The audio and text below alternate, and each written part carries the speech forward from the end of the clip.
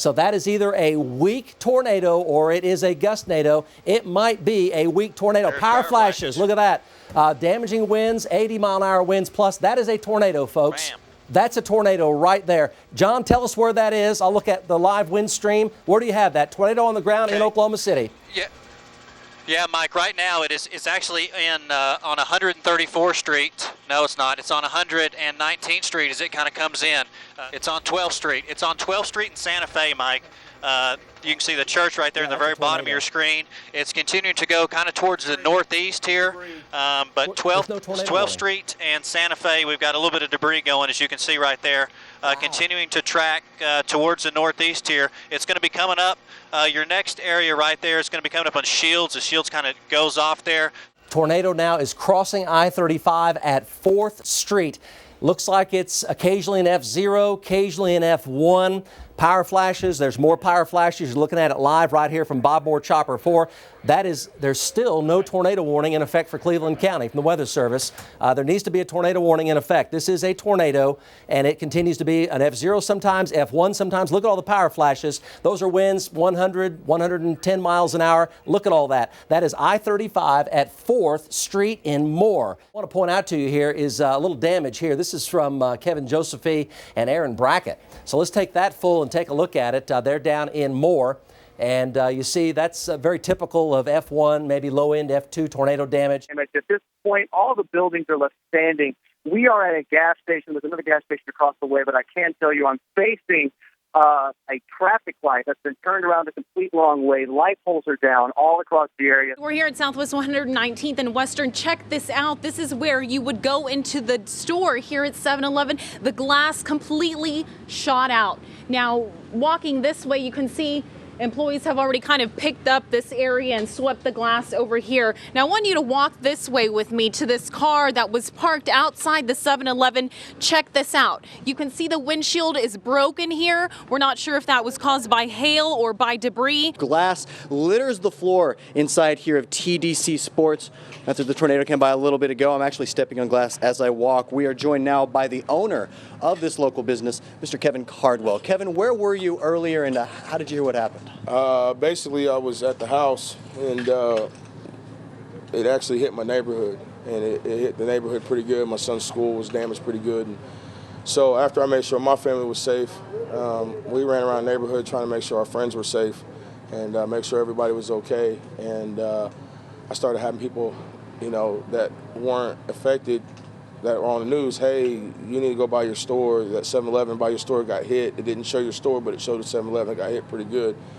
So we pull up and, we see the damage. So News Channel 4 at 10, the news leader. I'm seeing a lot of the rotation above us. 12th Street and Santa Fe, we've got a little bit of debris going, as you can see right there. That is a tornado on the ground. Power flashes. Look at that.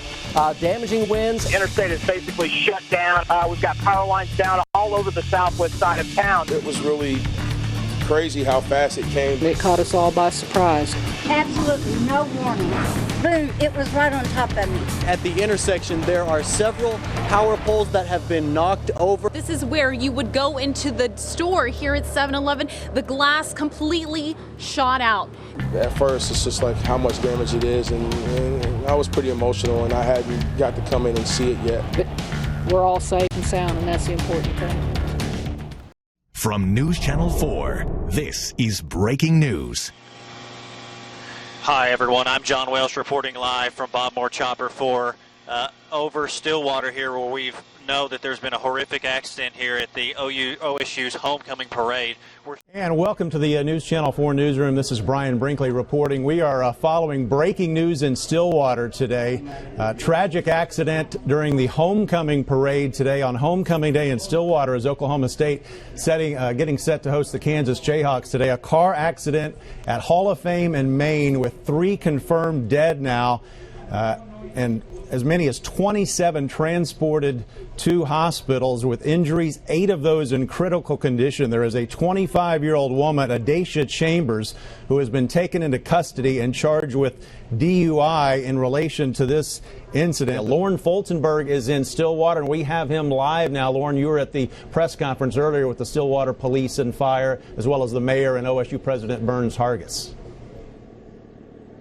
Right, Brian, and there was just a lot of raw emotion that you could see at that press conference. There were hugs being shared, and it's very reflective of the scene we're seeing here a couple blocks away. Let me step out of the way, and we'll give you an idea of where things stand. Still a lot of flashing lights, a lot of police vehicles, and I believe even the National Guard is down there. And that somber scene again. Mayor, that is the suspect in this incident, 25-year-old Adacia Chambers, taken into custody by Stillwater police, suspected of driving under the influence. They're conducting toxicology reports right now. Again, 3 confirmed dead in the car crash during the homecoming parade this morning in Stillwater. You're watching News Channel 4 at 6, the news leader. Just seconds after tragedy strikes in Stillwater. Horrors still fresh. Shock growing. North Main, a killing zone. 3 are dead, dozens injured. 8 critical casualties airlifted out. Police say a drunk driver plowed through crowds at the homecoming parade. The suspect has been arrested. In the midst of the suffering, OSU, of course, is just devastated by this incredible tragedy. Flags are lowered, and OSU players pray for the victims as tragedy once again hits the Cowboys. The state of Oklahoma grieving once again after homecoming festivities turned to horror in Stillwater. News Channel 4's Kevin Ogle heads up our Stillwater team coverage with details on the investigation. And Kevin, this has been a difficult day for Cowboys who faced tragedy before. Boy, what a tragic day for Cowboy Nation and for the state of Oklahoma altogether. Now, what a difference a few minutes makes. News Channel 4's Lauren Fultonberg is here. He's been here today gathering the facts on this. And Lauren, such a tragic day, and you can kind of piece together how all of this happened for us. Yeah, a lot of heartache out here tonight for sure, Kevin. This all started around 10:30 this morning at Main and Hall of Fame toward the end of the traditional homecoming parade route, and that's when everything was disrupted by a car speeding down Main Street. Main Street sits in shambles, shattered, battered, and broken, like the hearts of so many in the Stillwater community. We heard from Governor Fallon earlier today as she spoke about the tragedy in Stillwater. Let's join her live now in Stillwater with Kevin Ogle. All right, Linda, thank you. Here with our governor, Mary Fallon. And Mary, Governor, you went to Oklahoma State. Just give me your thoughts and impressions on what you're dealing with right now. Well, it's been a very, very sad day, tragic day in the state, and just absolutely shocking that someone could do something like they did today and take very precious lives. And the state of Oklahoma grieving after homecoming festivities turned to horror in Stillwater. A car slammed into parade watchers. The video you're about to see is very graphic. Watch from the side of your screen on the right as a car moves through. You can hear the crowd scream.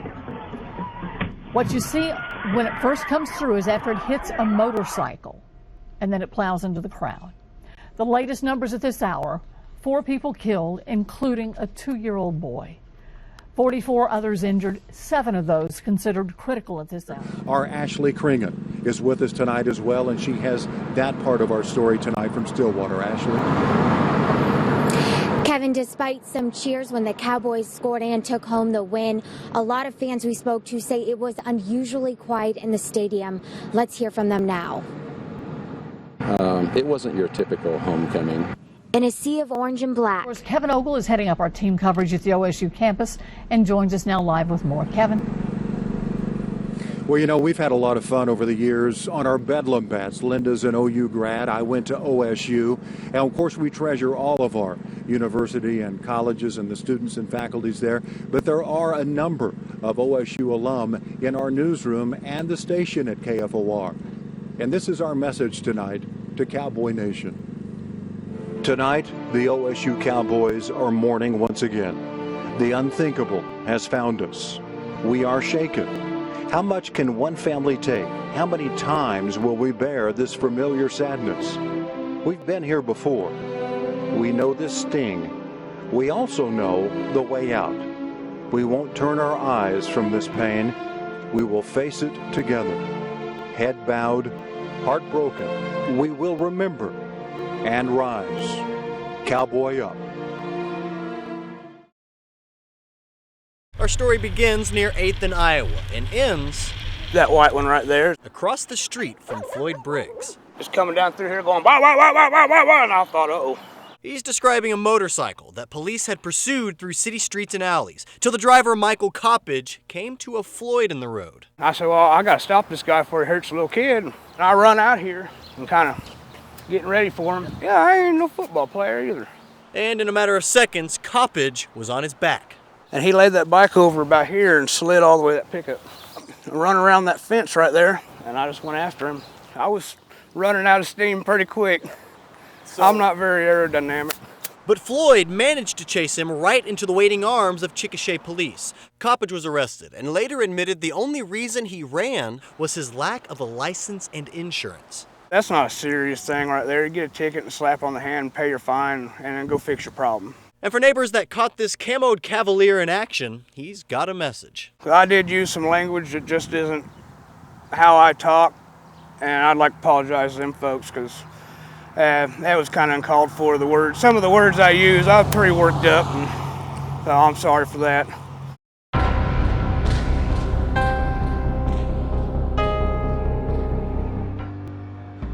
Worldwide attention fixed on Oklahoma State Penitentiary. We are one of a handful of states pushing ahead with state-funded execution for convicted murderers.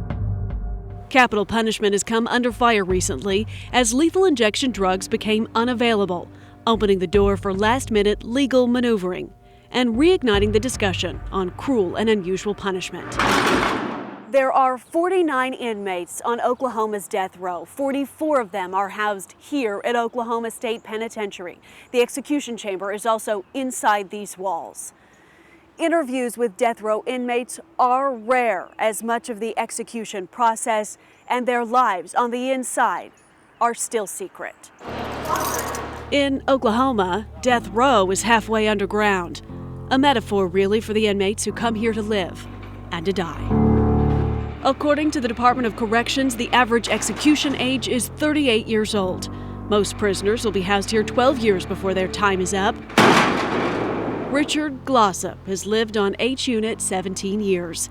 His execution date was delayed twice and is expected sometime this year. We speak through bars and glass. His words pass through a metal grate. It's just like you're in a tomb and you're just waiting to die so they can finish it off. Glossop's tomb was sealed shut by 2 juries following the brutal murder of Barry Van Treese. It was 1997. Van Treese was the owner of the Best Budget Inn in Oklahoma City. The motel handyman bludgeoned him to death while he slept in room 102. The state first arrested the young handyman, Justin Sneed, and then went after Glossop, alleging a case of murder for hire. My daughter begged him not to go that day. So she was 7. The murderers left Barry Van Treese's 7 children fatherless. His wife, Donna Van Treese, a widow, the single mom of 5 young kids. Toughest job I ever had was how do you tell your kids that they're never going to see their dad again? 18 years since the day she lost her husband, and Donna Van Treese is ready for his killer to die. She is unconcerned about a dignified or merciful death. Would I wish a cruel death on anyone? No. I'm hoping that it's quick and that as long as it's quick. Justin, you're how old? 19. This is a never-before-seen videotaped interrogation of the confessed killer, Justin Sneed. I don't think it's just you. I think there are more people involved, and you can straighten out a lot of things, and I just don't think you should take the whole thing. Sneed was the state's star witness and really the only proof Glossop was involved at all. Both sides agreed, no question. Richard Glossop wasn't even in the room when Barry Van Treese was murdered. Prosecutors said in court, hiring out the murder was worse, paying for a man's death without even having to bother to carry it out. Is it all your idea, the whole thing? No, sir. Well, okay, tell me. You need to tell us about it. Justin Sneed was spared his life.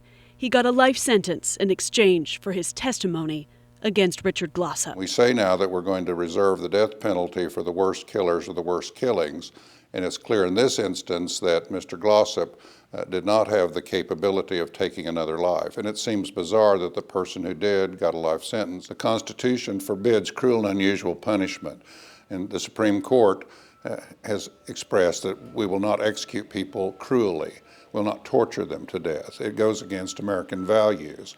And Oklahoma certainly has not persuaded me that we've prevented that. The Oklahoma Death Chamber has a fresh coat of paint now, an updated protocol, and a to-do list 49 inmates long. A few doors down, Glossop, steadfastly declaring his innocence, says they pinned this crime on the wrong man. Has there ever been a time that you have admitted your guilt in this case? I don't have no guilt in this case. After the fact, I made some really stupid decisions. I'm not saying I didn't. But if stupid's a crime, I'm guilty of being stupid.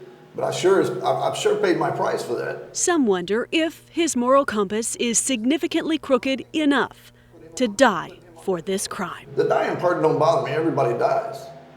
But I want people to know that I didn't kill this man. I didn't participate. I didn't plan or anything to do with this crime. Without a doubt in my mind, they have who was responsible for masterminding it, who was responsible for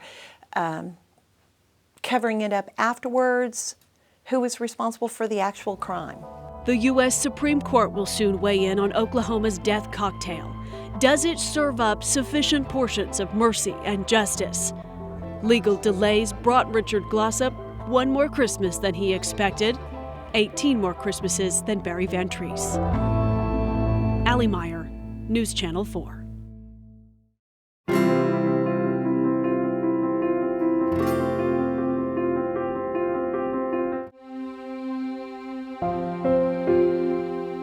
You're on a most unusual journey. It's such a beauty from ashes story. Your companions, Sarah Rodriguez and her husband, Joel. At this moment, they are a couple with crippling fear and yet soul-deep joy. Milo is their joy. After 5 years of fertility treatments, he is a gift. But 2 days after their big brown-eyed boy arrived, so did word that Joel's cancer is back. I was just terrified because here I am, I have this brand new baby, and I didn't know, if he would know his father. A father who thought he'd beaten the kidney cancer that left railroad track scars.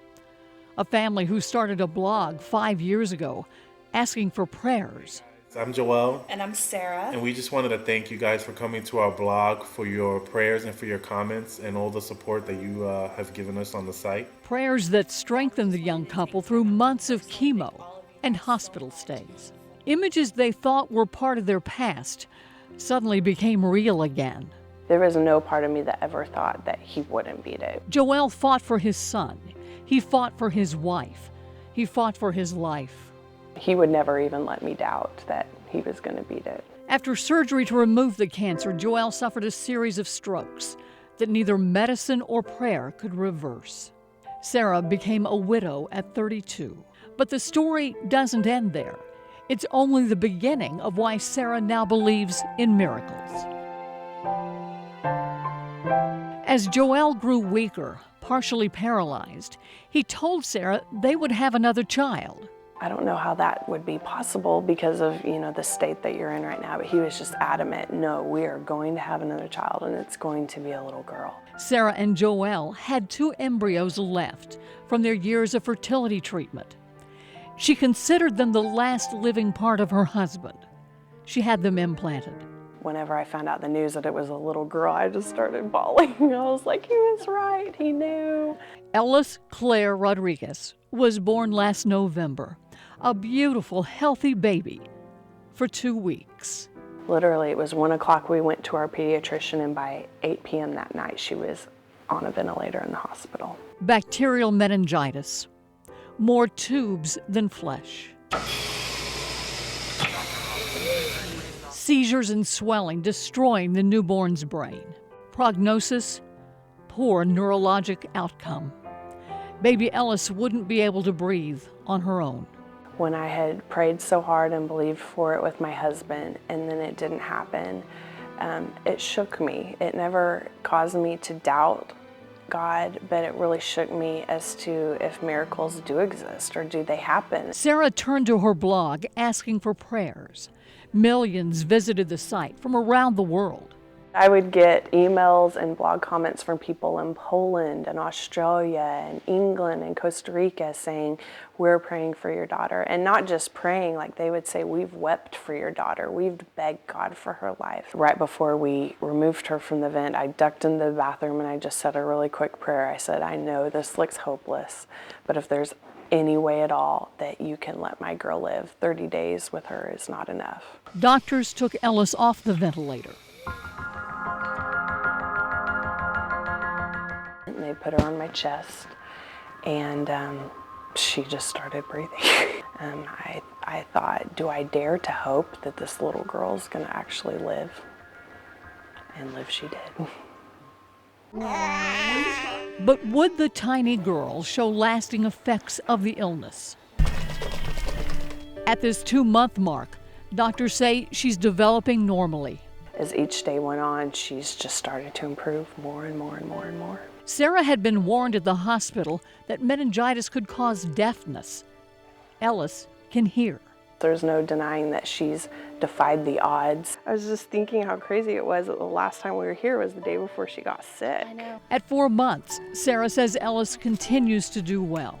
Every doctor's appointment, we just keep getting good news. There's a sweet girl.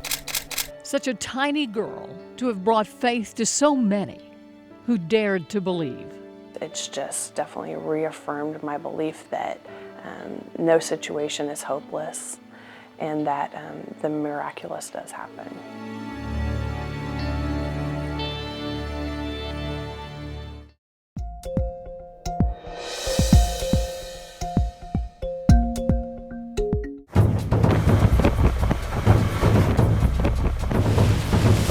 Today we are crossing the river into the DRC, Kinshasa. By most accounts, it can be dangerous. Crime and corruption run rampant.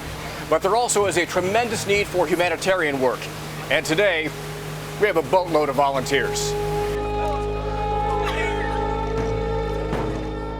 They are the deserted, hundreds of orphans who daydream of something more. And Serge Ibaka is their oasis on this island of despair. My first time when I came here, it was hard. I feel so sad, and that's why I came back. I came back this year because I feel like they need more, you know. Ibaka was introduced to Kimbando last year. It is one of the largest orphanages in the Democratic Republic of Congo. He'd like this to become a place that nourishes hope.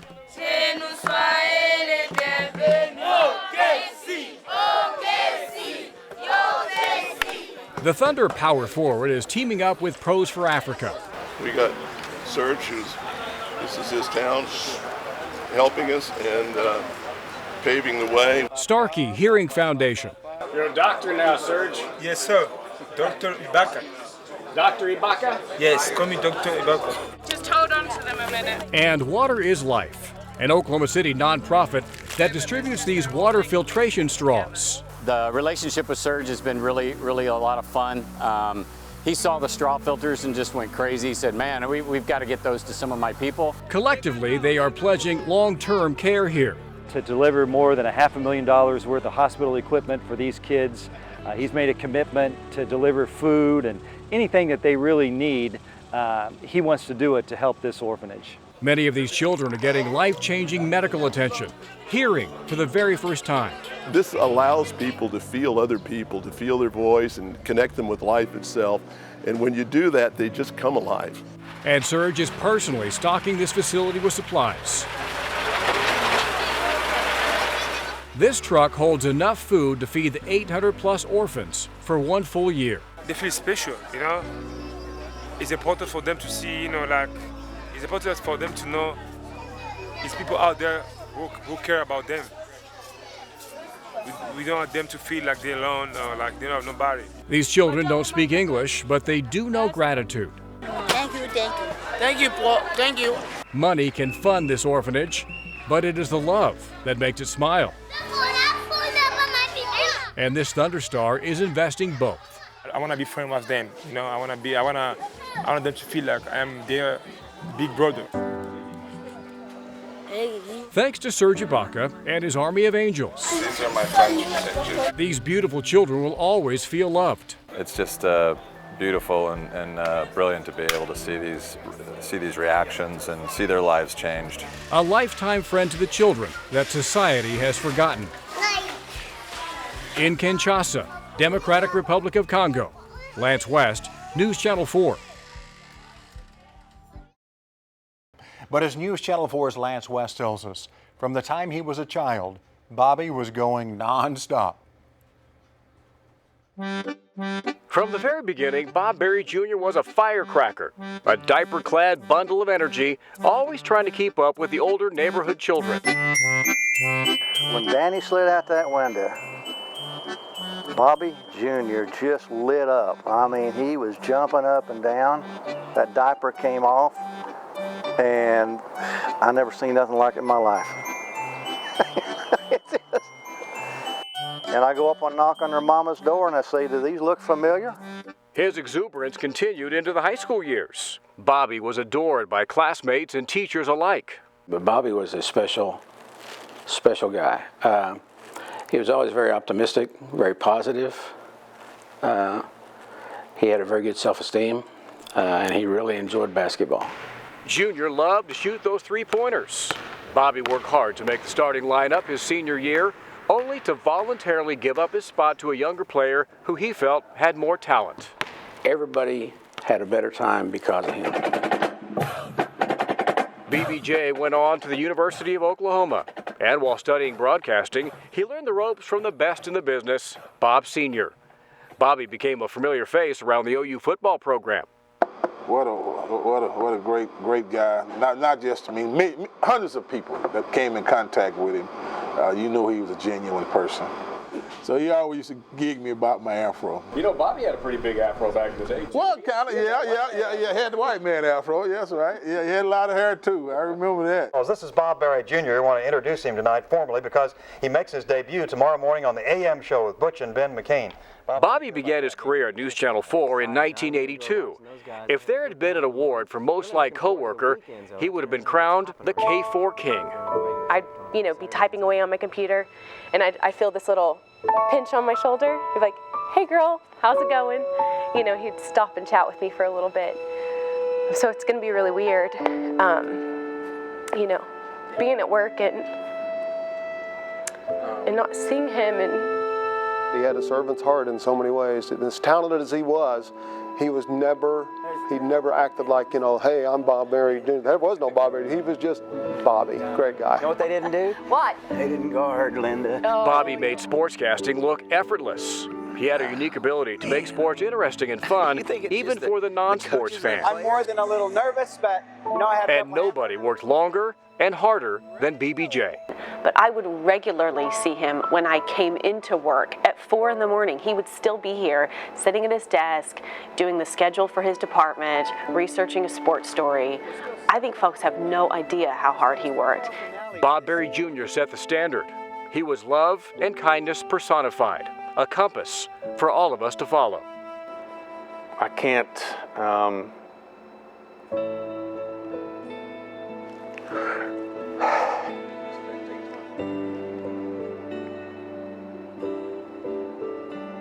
I can't express how sorry I am of it. As painful as it is for us, I know it's so much worse for his family. And I know he loved them. He was all about family. And I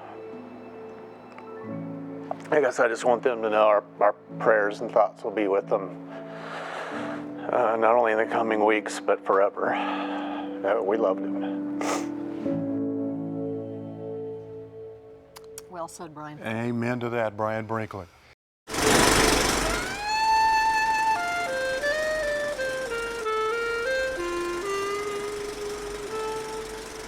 What's your favorite movie? Do you have a favorite? No, all of them. All of them? Yes. These seniors just want to have fun. I've been having a ball. been sassy and bossy. I like romance. I'm 93 years old yesterday, and I like it. The Lincoln Center offers Gloria Childs and the others a safe place to socialize. It's not a center to me. It's a part of my family. The seniors get together for movie day each Friday.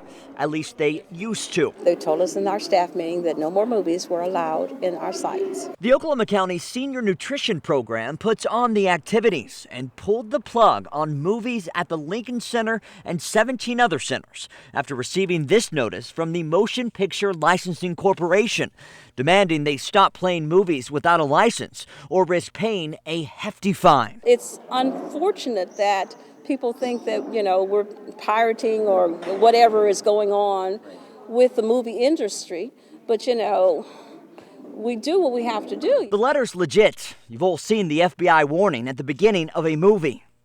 The U.S. Copyright Act says pre-recorded video cassettes and DVDs can only be played for personal, private home use.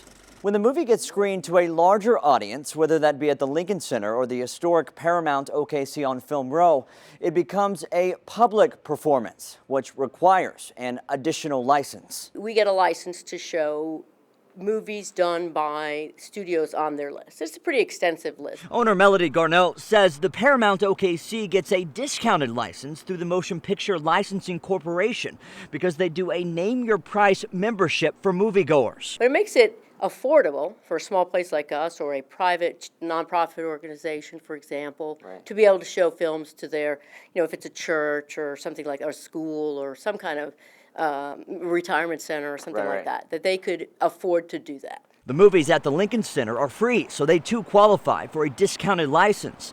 The thing is, the county can barely keep on the lights at its centers. We have to do a fundraiser just to buy one bulb. One of these bulbs costs $75. These seniors say the show must go on. Give us the joy of some of it. Back then, it's still always taking things away from us. The In Your Corner team is in talks with the Motion Picture Licensing Company and potential donors to secure licenses for the centers. I hope so. That's why you're here, isn't it? We'll let you know just as soon as we get the movies playing again. I'm Scott Hines, In Your Corner.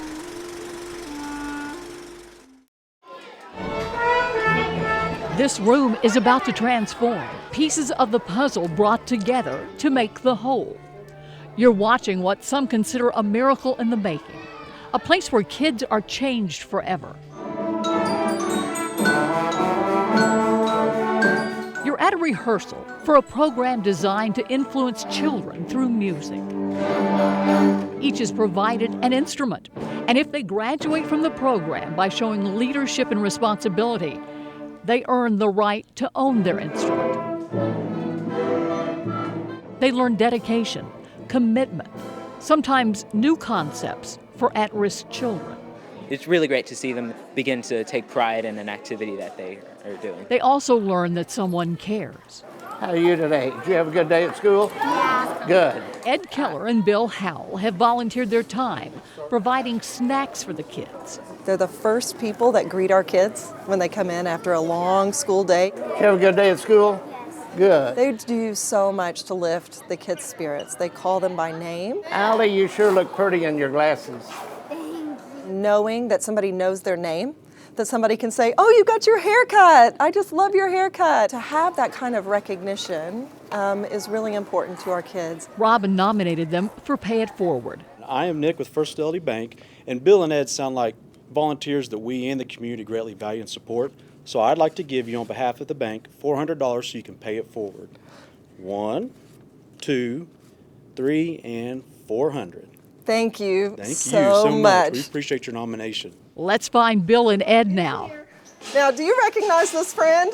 How are you guys? We have a program called Pay It Forward. Have you heard of it? You better watch it every Wednesday night. You've been nominated. You're a kid. No, I'm not. And Robin nominated you, and she would like to tell you why. For everything that you guys have done for us as the chefs in the kitchen. It's not about the food. That's right. It's how you nourish the children, their spirits, their emotions. I am going to pay it forward to you both. Congratulations. That's just We're so wonderful. proud of you guys. Oh, I don't always get a kiss. That makes it even more special. Well, my wife's not here. Oh, yes, okay. Oh, she saw it, didn't she? We did it to help the kids, but in hindsight, they're helping us more. The way we feel when we leave here, it's just worth everything to us. They're so nice to everyone. They're so joyous all the time. Even though Bill's sick, he's always super happy. The kids will soon find out what Bill was told last week, that he has cancer. Yet he's determined to spend every minute possible with the kids he's come to love. Bill and Ed hope what the kids learn through their music will be part of their gift to them, a gift that will last the kids their lifetimes. They've become part of our family, and it's just really an honor to be able to bless them like they've blessed us.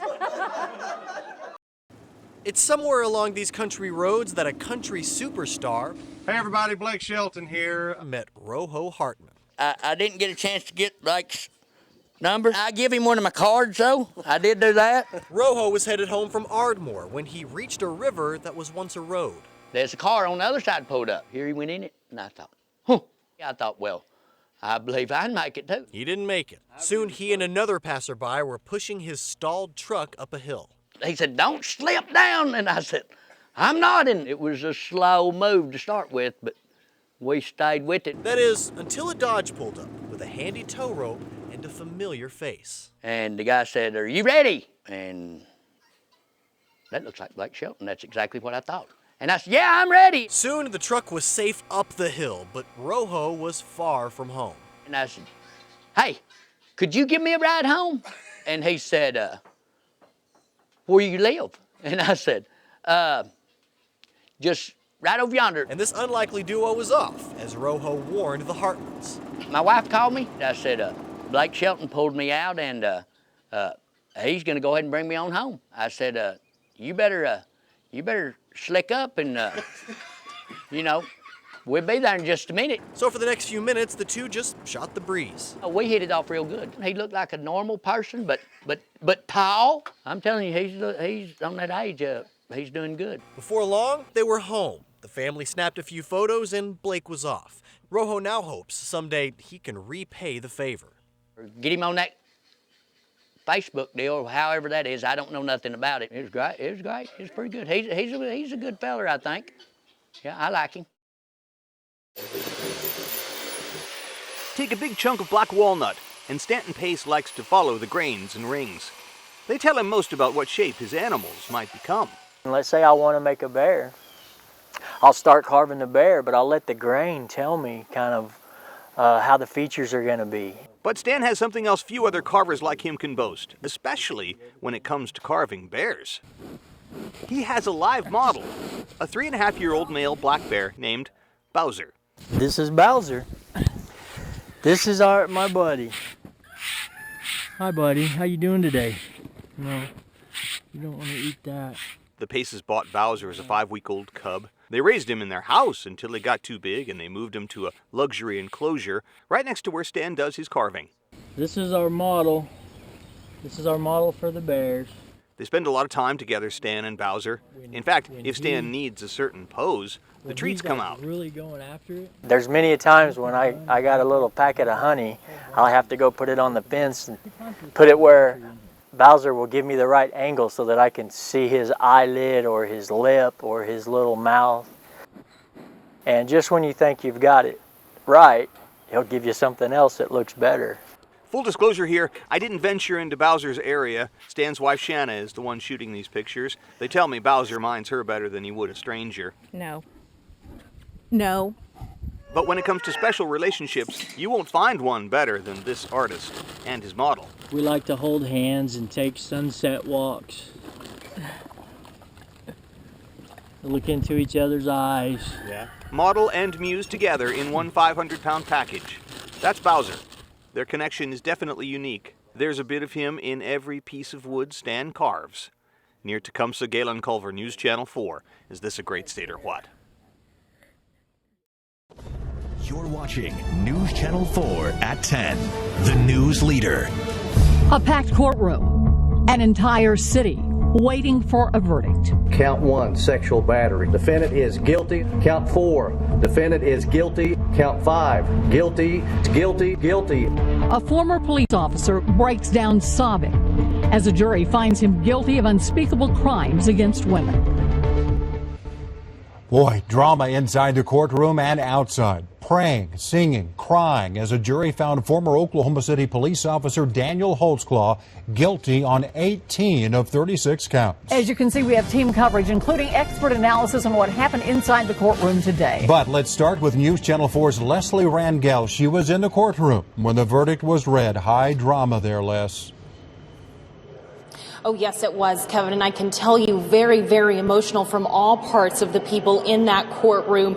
Now, the jury, members of the jury crying, supporters of victims crying, holding each other, hoping for justice, and Holtzclaw himself sitting in his chair, rocking back and forth, waiting for his fate after 4 days of jury deliberation. Inside the courtroom, Daniel Holtzclaw sat looking somber and started sobbing as the judge began reading the jury's verdict. The former Oklahoma City police officer found guilty on 18 of 36 charges of sexual assault, totaling 263 years. 18 of those charges he was found not guilty. We didn't prove those cases beyond a reasonable doubt. Doesn't necessarily mean that they didn't believe the victims. It may mean that we didn't meet our burden in those counts. But the district attorney says do not blame that on the victims. I want that to be clear. It doesn't mean that they didn't believe the victims. As the judge moved through each count, Holtzclaw sobbed emotionally. At times, his family had loud outbursts. And as the judge read the last few charges, Holtzclaw continued to cry. And we're going to ask the judge to make sure that this defendant never sees the light of day, and we're going to ask him to run consecutive every count. He stood up, shook his head towards his family, mouthing, "I didn't do it." As he walked out, he stared down members of the jury. This all on his 29th birthday. Now again, the 263 years are only a recommendation from the jury. A formal sentencing hearing is set for January 21st at 10 a.m. Reporting live at the Oklahoma County Courthouse, Leslie Rangel, News Channel 4. News Channel 4's Kristen Shanahan was outside the courtroom when the verdict was read. And Kristen, people there, as we saw, highly emotional inside and out. They definitely were. I can tell you that there were tears of both joy and sadness here tonight. We spoke to victims' families and their supporters. Some say justice was served. Others don't feel that way. As Daniel Holtzclaw walked out of the courtroom in tears, others were singing happy birthday to him. Happy birthday to you. Yes. Women feel justice has been served. This is what we waited patiently for, knowing that the outcome would be this. I mean, the years, you might as well say life. You know, with what he was given, the number of years he was given, so. But outside the courthouse, a victim's mother said she wasn't satisfied. Sure that they're going to try to run it together so he won't see nothing but 30 years. And that's not fair to us. It's not fair to my daughter. It's not fair to any of the victims or the people of our community.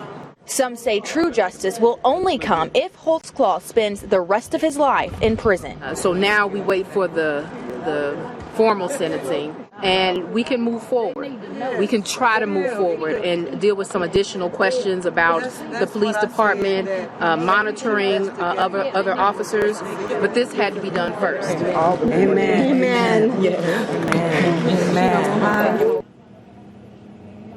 Now, after the verdict was read, there was some drama, but it was pretty peaceful inside the courthouse. Out here tonight, as you can see and hear, it's quiet. Reporting live in downtown Oklahoma City, Kristen Shanahan, News Channel 4. Kristen, thank you very much. This highly emotional, complicated case has been in the news for more than 5 weeks. 13 victims, 36 counts. Legal analyst Jackie Ford joins us now. 263 years. Will he serve 263 years? That's really dependent upon Judge Henderson's decision. It's very likely that Judge Henderson will run many, if not all, of these counts consecutively. He's the only person that has the final call, but Oklahoma is one of only, I think, 7 states that permit juries to to render a verdict with respect to punishment.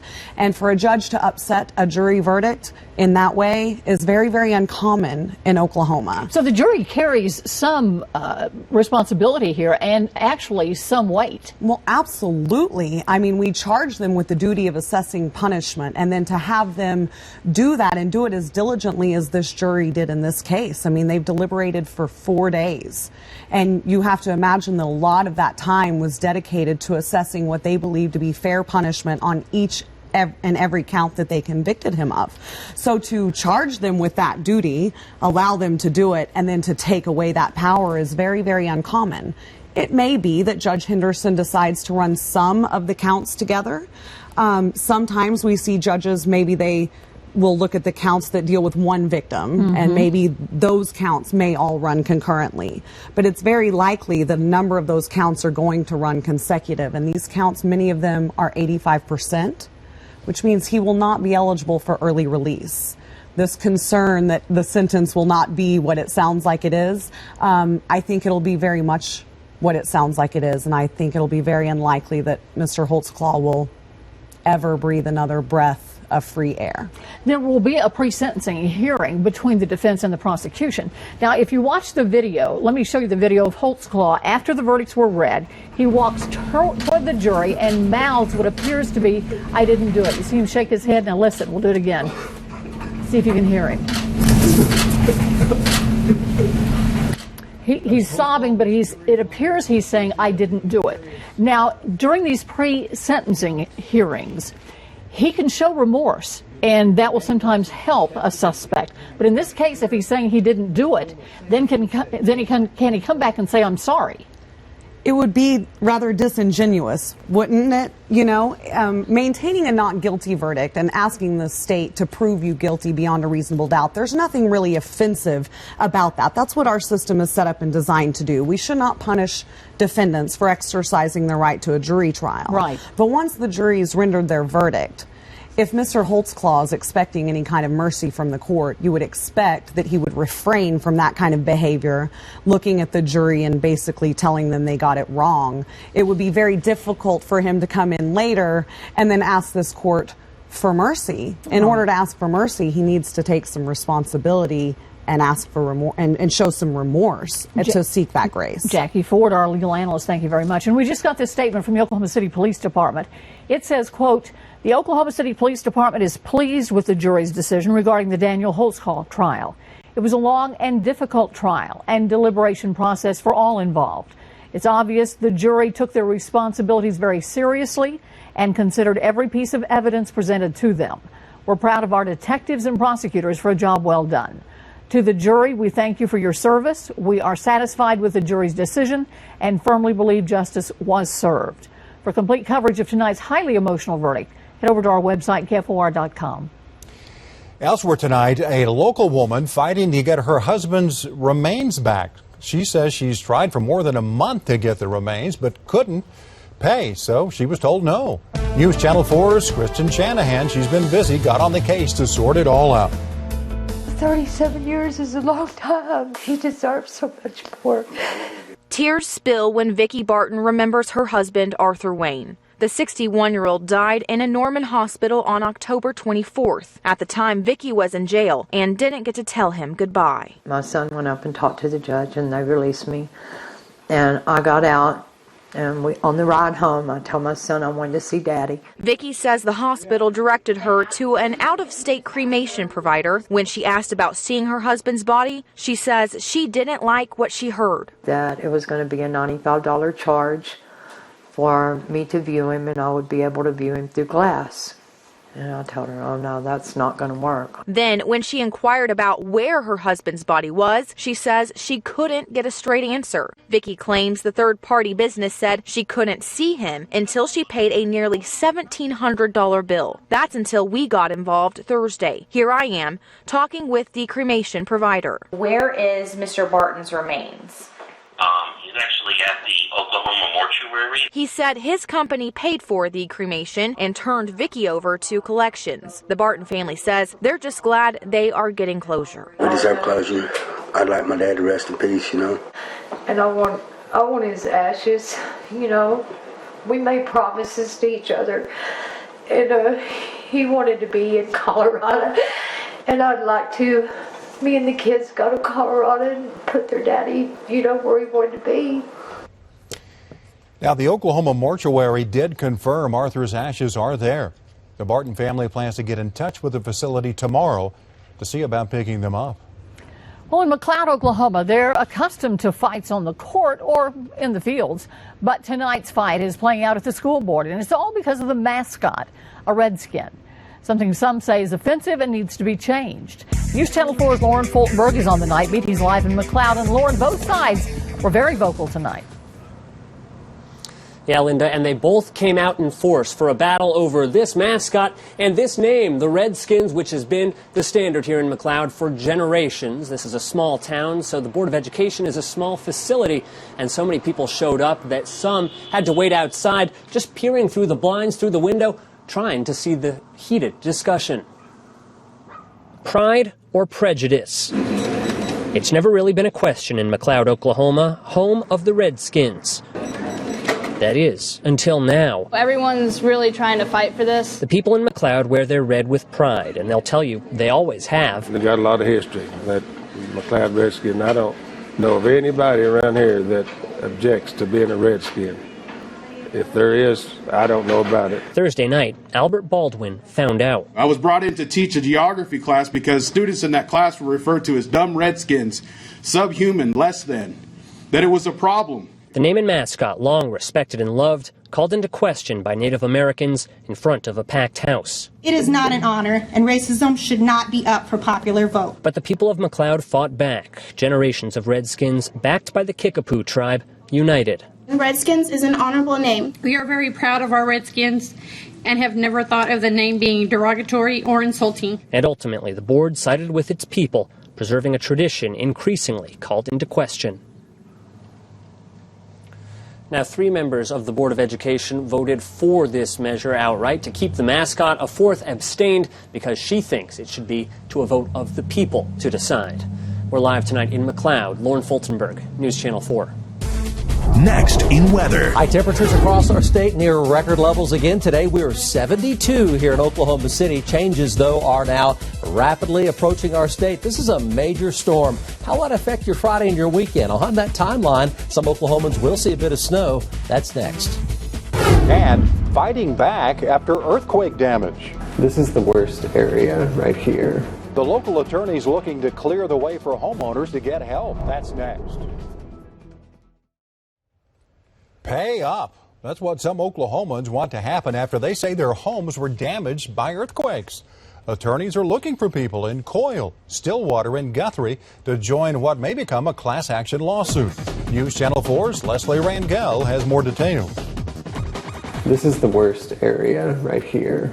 Cracks everywhere, what many Oklahomans have learned to live with. Even the sheetrock is splitting just in the middle of the sheetrock. That's what this crack here is. And with every quake, some people say the cracks get bigger and bigger. Where the wall is joined together in this corner, it's shifted this way so that the sheetrock no longer lines up. Shifts in lives a team of lawyers want to help straighten. That's what we do best as Oklahomans. We help each other out. And in times of trouble like this, we try to help each other. There's no legal plan yet, but they're ready to move that way. You'll remember early this summer, the Oklahoma Supreme Court cleared the way for homeowners to sue oil companies for property damage. We had a huge pile of bricks. 2 Prague women fighting for oil giants to take responsibility. Really, right now, we're just trying to figure out what's going on with the earthquakes and if damage is being caused, obviously who's responsible for it. This right here is earthquake damage because it goes up and then curves along the line. People have taken out earthquake insurance, or if they've been denied a claim because they thought they had earthquake insurance,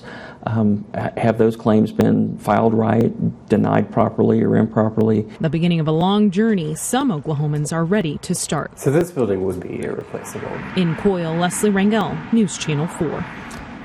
Well, there is a meeting planned for this Friday, tomorrow at 3:30 at St. Francis of the Woods to answer questions about earthquake damages and insurance policies.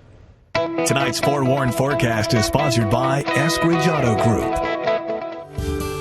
Now, here's Oklahoma's leading meteorologist, the Forewarned Storm Team's Mike Morgan. You know, during the 6 o'clock newscast, we showed a video from Bob Moore Chopper 4 and John Welsh of our Oklahoma sunset. So we thought tonight we'd show you some Facebook photos here coming into our Facebook pages from April 64. And that is one gorgeous Oklahoma sunset this evening. And from OK Chick here, over the water here, just spectacular. How many days in a row have we had fantastic sunsets? And tonight was just another great example of that. Skies are fair, mostly cloudy, high thin cirrus cloud cover outside. Our temperature 52 degrees. The winds, they're light and variable. Southwest at 3. 43 was our morning low. The daytime high today up to 72. Record high 75 in 1996. So high cloud cover is spilling quietly over our heads tonight in from the northwest in advance of this major system now making landfall in the Pacific Northwest with hurricane force winds in the higher elevations and some real heavy rain, squalls, snow showers moving onshore. And the energy here is transferring to the southern portion of this storm trough now, which is important for Oklahoma. This is the old center of low pressure, a new center forming down here to the south, as that will travel directly over Oklahoma and even Oklahoma City coming up this weekend. So expect some pretty rapidly changing weather this weekend. I'm going to break that down for you. There's just a little bit of cold air now finally coming out of Canada. Not much, but Minot, North Dakota is 29 right now, and that may play a little role in getting a bit of snow for parts of our state this weekend. Not everybody, just a few of us will see some snow. 44, our low temperature tonight, though it'll be dry, and we'll have a cool morning, and it'll be another very mild to almost warm afternoon, mostly sunny skies, and gradually tomorrow south winds will slowly but surely kick in beginning in the morning in response to that approaching upper level storm trough as it moves in toward the weekend. So here is late tomorrow afternoon. Not a problem here. Temperatures at least 70, 71 degrees throughout a good part of Oklahoma.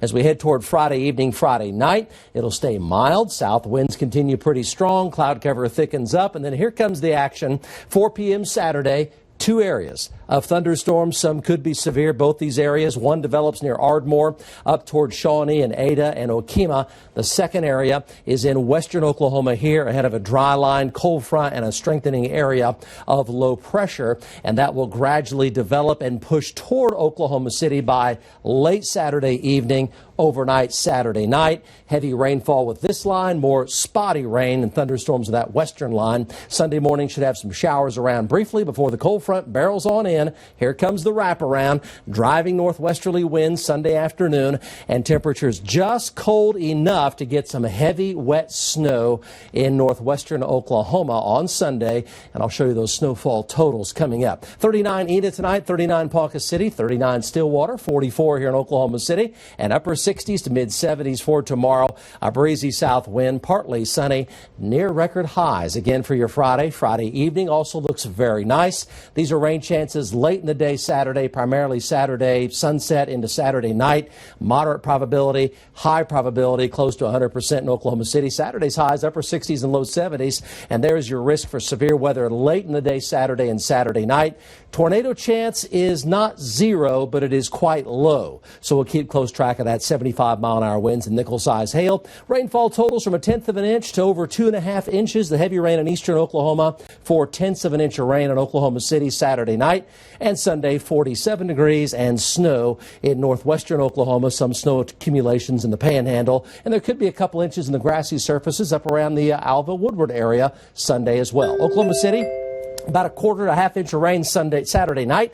And then Sunday does look chillier, a high of 47 with a few rain showers.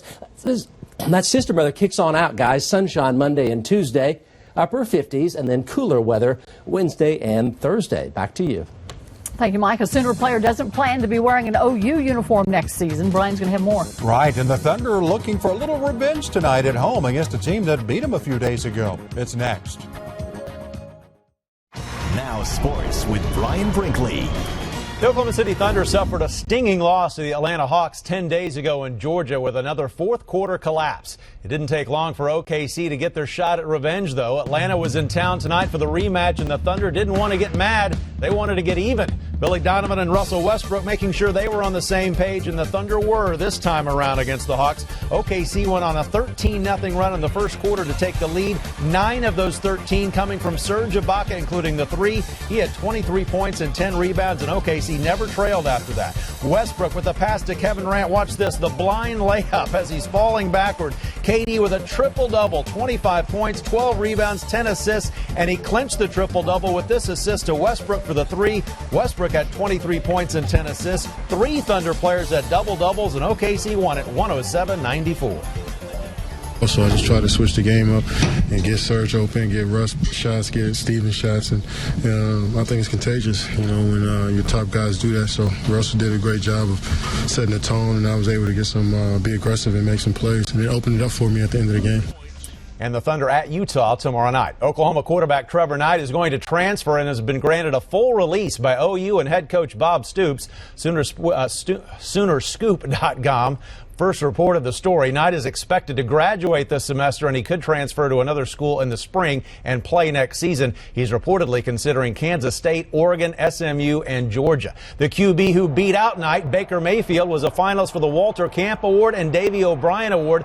Both awards were announced tonight. Mayfield didn't win either one, but he was named first-team All-America by the Walter Camp Foundation, the oldest All-America honor there is. 2 other state players were named to the second team. OU defensive back Zach Sanchez and OSU defensive end Emmanuel Ogbah, both named second team Walter Camp All-Americans. That is an impressive honor for all 3 of those young men. Former Sooner head coach Barry Switzer was honored at the College Football Award show tonight. Switzer won the National College Football Awards Association's Contributions to College Football Award. I won a lot of football games and had a great career at Oklahoma, and it's because of a lot of great athletes and great coaches, and they all made it happen. And then after football for me, Jerry called one day. I had 4 years at Dallas, did my tour there, won a Super Bowl, inherited 2 great teams. I inherited great products at Oklahoma, and it was great to be able to have that to sell to outstanding players around the country. And Barry said his best team ever, coaching Special Olympians for more than 40 years. Also at the College Football Award show, Oklahoma Governor Mary Fallin announced the winner of the Jim Thorpe Award, the nation's top defensive back. Desmond King of Iowa is the winner. He's the first Hawkeye to ever win that award. It's in its 30th season now. King will receive the award at a banquet here in OKC on February 2nd. And now it is time for Linda and Kevin to make their predictions in our Ford Pro Football Challenge every Thursday night. You pick the winners of the Sunday night game on NBC. Somebody does. We try. There we go. Okay, we have the New England Patriots versus the Houston Texans. I'm going with the Patriots because they'll be hungry for a win after losing to Sam Bradford and the Eagles last weekend. And I'm going to go with Houston because star defensive linebacker J.J. Watt is still going to play, even though he has a broken hand, and he's going to be in a bad mood, so look out for him. Last week, I was the winner, and for the year so far, Linda still has a lead with 9 wins to 5. We invite you to play along. Just head over to KFOR.com/football. You'll have a chance to win a trip for 2. Next. Have a good night. Good night.